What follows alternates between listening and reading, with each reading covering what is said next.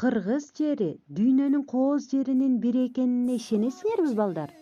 Бул текстти окуп, өз айылыбызды сыпаттап айтканга үйрөнөлүк. Демесе, балдар, текстти чогуу окуйлук. Сары челекти дүйнөнүн кооз жери деп аташат. Чындыгында да ошондой. Бул жер башка миң сандаган кооз жерлердин жаратылышынан, сулуулугунан башкача. Чытырман токойдун ортосунда күзгүдөй тунук көлү бар. Арасын аралап бассаң, ар бир көз кайкыткан жаңгактарга таң каласың. Арча, кайыңдар, карагайларычы, шилби, ыргай, ак чечек, деги койчу, эмнелер гана жок.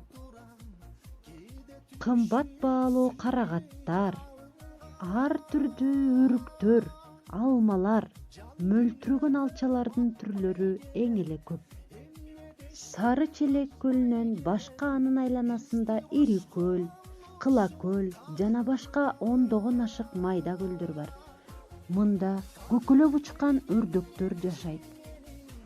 Балыктар, андатрлар бар. 160 ашык канаттуунун түрү бар. Алардын ичинде кыргоолдор, кекилектер өзүнчө бир жакшынакай көрк берет. Канаттуулар кышкысын 4 эсе азайып калат, себеби алар башка жактарга учуп кетип, жайында кайра кайтышат. Жаныбарлардын түрлөрү 32ге жетет. Алардын ичинде суусар менен сүлөөсүн бар. Бизге баштатан белгилүү болгон бул кооз жерге Зубр биринчи жолу алынып келинип багыла баштаган.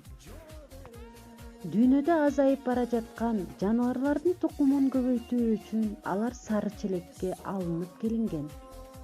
Алар азыр көбөйүп өсүп жатышат. Табигатка көрк берген элик, аркар бугулардын мекени болуп эсептелинет.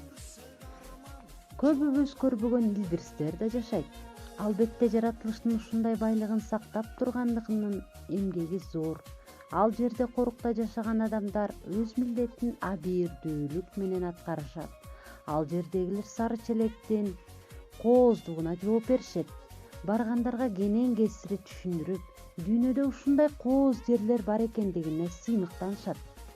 Сары челекке жакын жердеги мектептин окуучулары токойду коргоону колго алышкан. Жылдын ар бир мезгилинде көз салып турушат. Балдар, кандай жерлерди корук деп аташат экен?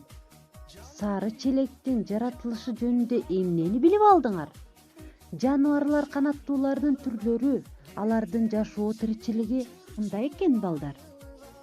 Жаратылыштын байлыгын сактап турган адамдардын эмгеги экендигин тексттен таап түшүндүргүлө. Ушундай коруктарыбызды коргоо, таза сактоо үчүн силер эмне сунуштайт элеңер? Ойлонуп айтып бергилечи, балдар. Үйгө тапшырма. Макалдардын маанисин текст боюнча түшүндүрүп бересиңер.